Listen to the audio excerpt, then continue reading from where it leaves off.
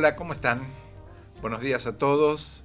Vamos a tener hoy la celebración de la Santa Cena. Después de que Héctor tenga unos pensamientos sobre la ofrenda, el holocausto al Señor, vamos a orar y dar gracias por el pan, por la copa. Y después, a las 11, volvemos con el mensaje de la escuela bíblica. Antes de las 11, antes del mensaje de las 11, les voy a dar un informe de cómo están los hermanos, las cosas que nos hemos enterado, los motivos de oración para seguir teniendo en cuenta en cada uno de nuestros hogares. Así que ahora escuchemos a Héctor, que él nos trae la meditación para acercarnos al pensamiento de la celebración de la Santa Cena. Buen día, hermanos, les habla Héctor. Me gustaría compartir en esta mañana una meditación en la palabra de Dios antes de que hagamos memoria de nuestro Salvador Jesucristo. Está en el libro de Levíticos, capítulo 1. Y estaba pensando justamente en las ofrendas que llevaba el pueblo. Ustedes sabían que el pueblo de Israel continuamente llevaba ofrendas voluntarias a Dios, y algunas ofrendas de esas que llevaba eran obligatorias. Particularmente la que vamos a meditar hoy, que es la ofrenda de holocausto, era una ofrenda voluntaria del pueblo de Israel.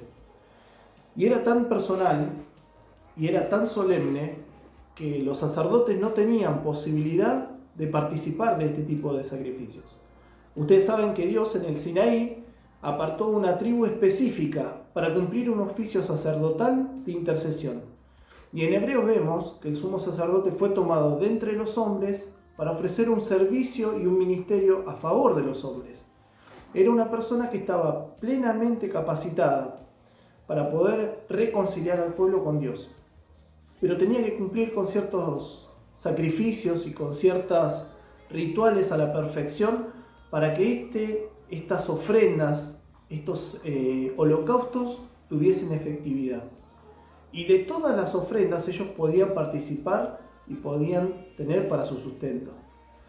Pero en este caso particular, en la ofrenda de holocausto, vamos a ver que no había nada para los sacerdotes, no había nada para los levitas, era dedicado 100% a Dios. Y se habla acerca de tres tipos de holocausto. El primer holocausto es el holocausto vacuno, pero quiero que prestemos atención cómo los miraba Dios y cómo los identificaba cada uno de ellos. En el primero dice, verso 9 en el capítulo 1, y lavarás con agua los intestinos, hablando del holocausto, las piernas, y el sacerdote, no dice que es el sumo sacerdote, sino una parte de los levitas encargados de hacer esta ofrenda, dice, el sacerdote hará arder todo sobre el altar. Y acá hay algo que es hermoso, dice, holocausto es ofrenda encendida de olor grato para Jehová. En el verso 13, ahora el sacrificio de holocausto es una oveja o una cabra. Y dice, y lavarás las entrañas y las piernas con agua, y el sacerdote le ofrecerá todo. Y lo hará arder sobre el altar. Holocausto es ofrenda encendida de olor grato para Jehová. Y en el verso 17, la última ofrenda, dice que eran 2 palominos. Y en ese momento, en el verso 17 dice, la hendirá por sus alas, pero no la dividirá en 2. Y el sacerdote la hará arder sobre el altar, sobre la leña que está en el fuego. Holocausto es ofrenda encendida de olor grato para Jehová. Y miren, hermanos, yo considerando esto, llegué a la siguiente conclusión. Primeramente, nosotros vamos a ver que la cena, como lo mencionó en algún momento Mackintosh, es de una simplicidad única. ¿Por qué? Porque en la cena del Señor solamente hay pan y vino. Pero esos dos elementos forman una parte de solemnidad. ¿Qué quiere decir esto? Que cada vez que nosotros nos congregamos a participar de la cena del Señor, nosotros tenemos que entender la importancia de lo que estamos celebrando. Y la cena del Señor tiene muchos matices. Cuando nosotros pensamos en lo que Cristo nos comentó o lo que Él instituyó como mandamiento, Él dice que había que hacer memoria de Él por medio de estos dos elementos. Y el cuerpo de Cristo dice que fue partido por nosotros. ¿Cómo era el holocausto en la entrega? Totalmente dedicado a Dios. Pero había otro elemento dentro del sacrificio que era la sangre. Y la sangre también era vertida sobre el holocausto, porque en la sangre se hacía expiación. Y en la palabra de Dios, justamente también en el libro de Levíticos, nos dice que sin derramamiento de sangre no había perdón de pecados, porque en la sangre está la vida. Cuando nosotros recordamos a Cristo, recordamos lo que Él hizo a nuestro favor y lo que Él entregó para que nosotros podamos disfrutar de esta herencia. Y nosotros somos ungidos como sacerdotes, pero de otro lugar. Ya no por medio de los levitas, que era la tribu designada por Dios para esto, sino por un nuevo nacimiento en Cristo Jesús. Y no tenemos un mismo sumo sacerdote, sino que tenemos un sumo sacerdote que fue tentado en todo, pero sin pecado, que puede compadecerse de nuestras necesidades. Y cuando nosotros pensamos en la cena del Señor y hacemos memoria de Cristo, muchas veces nuestra mente se dispara al momento en donde lo conocimos, pensamos acerca de la redención, del cuidado que el Señor tiene por cada uno de nosotros, pensamos muchas veces acerca de la adopción que tenemos, que somos llamados hijos de Dios. Siendo de un pueblo extraño, vinimos a pertenecer a la familia de Dios, una nueva relación con Dios. Los israelitas eran el pueblo de Dios, siguen siendo el pueblo de Dios, pero nosotros somos hijos de Dios. Nosotros llamamos a Dios Padre. Y esta nueva relación que tenemos es gracias al sacrificio de Cristo. ¿Qué tiene que ver el holocausto entonces? Es que nosotros en la cena del Señor, cuando nos congregamos, hermanos, no podemos venir con las manos vacías. Y estos tres tipos de sacrificios nos hablan de tres condiciones sociales. Las personas que tenían un poder económico un poco mejor traían un becerro. Aquellos que eran de clase media, por decirlo de alguna manera, traían una oveja o una cabra. Pero aquellos que eran pobres tenían que cazar en el campo las aves para el holocausto. ¿Qué es lo que mira Dios ahí? El corazón. Y nosotros, hermanos, en la simplicidad que tenemos que pensar en esto. Porque nuestra mente es finita y tendemos a olvidarnos rápidamente del Señor. Y este momento de aislamiento que tenemos muchas veces también nos hace desviar. Porque tratamos de llevar el día a día de una forma distinta. Tratamos de ocupar nuestro tiempo y nuestros pensamientos de manera que no entremos ni en una situación de depresión ni de angustia desmedida por no ver a nuestros familiares ni amigos. Pero probamos yendo al Señor. No sé cuál es el holocausto que cada uno de nosotros hoy va a llevar a los pies del Señor para participar de la cena. Pero acá no vamos a hablar de una condición material, sino de una condición espiritual. Esta semana tal vez haya algún hermano que haya dedicado un tiempo específico al Señor. Y cuando llega a la presencia de Él, en el momento previo a partir del pan y al tomar de la copa, diga: mi holocausto es un becerro gordo. Fíjense que los holocaustos tenían que ser sin defecto, no podían ser heridos. No podía ser el animal que me sobra o el que estaba a punto de morir. Tenía que ser algo excelente, porque Dios quiere lo mejor de nosotros. Puede haber hermanos o hermanas que lleven un cordero engordado a la cena del Señor. Puede haber otros que dijeron: tal vez no le dediqué toda mi semana al Señor, pero he apartado algo para Él y llevo esto.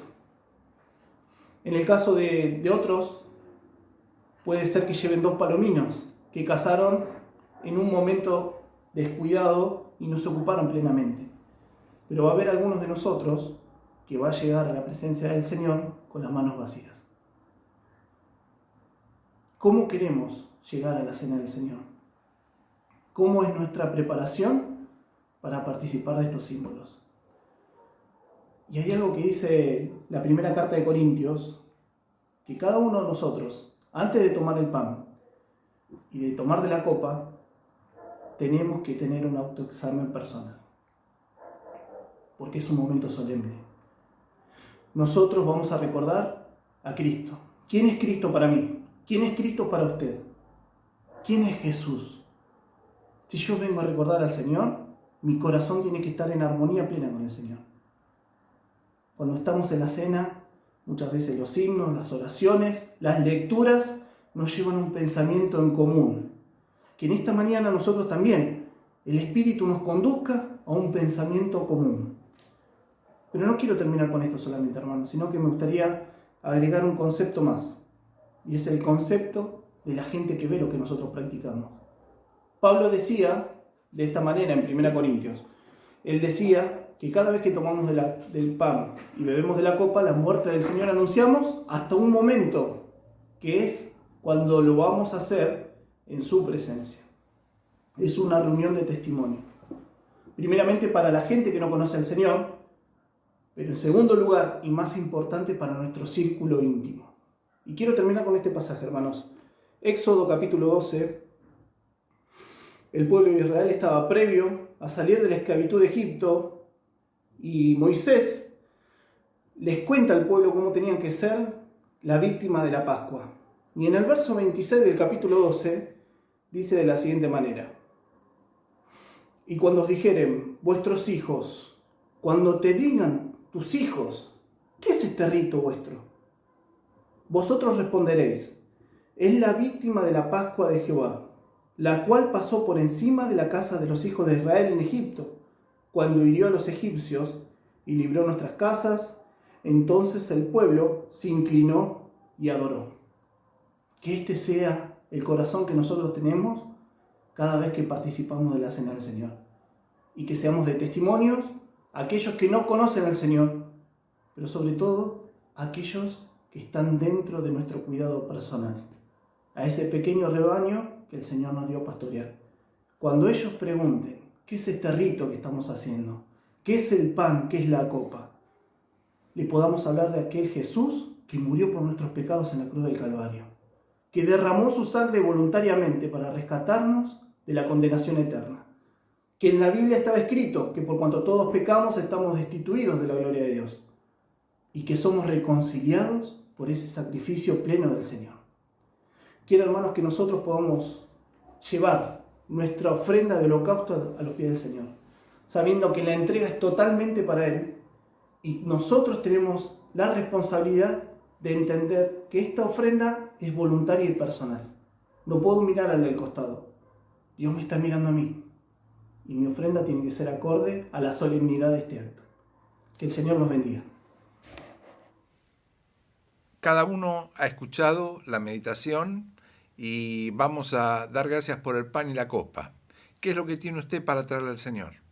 ¿Qué gratitud tiene? ¿Qué deseo de traerle al Señor ha surgido en su corazón esta mañana? Si la palabra de Dios nos advierte que tenemos algún problema con algún hermano, solucionemos primero ese problema, después hagamos nuestra ofrenda, nuestra oración. Pero si estamos en plena comunión con Dios, qué bueno poder ahora, con el pan, la copa, que seguramente ustedes tienen preparados, poder participar. Así que vamos a dar gracias a Dios por el pan y por la copa. Señor, queremos darte gracias por esta mañana que, meditando sobre el holocausto, queremos agradecerte y acercarnos a tu presencia para hacer memoria de ti.